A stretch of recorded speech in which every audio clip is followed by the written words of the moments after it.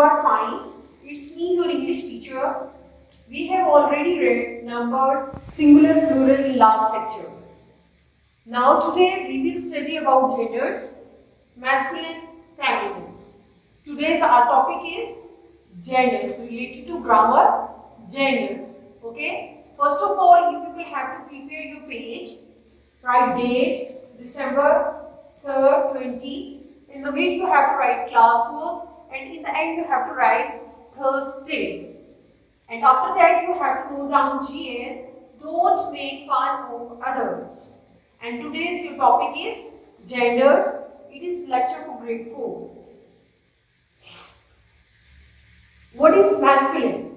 Nouns which refers to only males are called masculine genders. And what are the feminines? Nouns which refers to only females are called feminine genders. Now after that you have to note down masculine and feminine.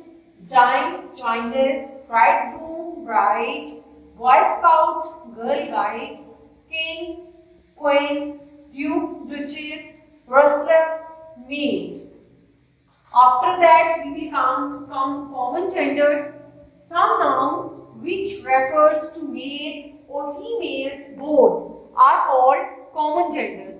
Which nouns you can use for both, like male or female, that is called common genders, like servant, worker, employee, musician and painter.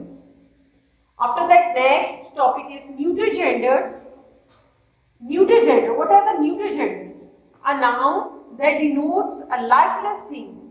A lifeless things is called neuter gender, like cupboard, telephone. These things you are in daily routine, you are looking in daily routine, like school, chair, hospital, whiteboard, air conditioner. These all are lifeless things. These are called neuter genders.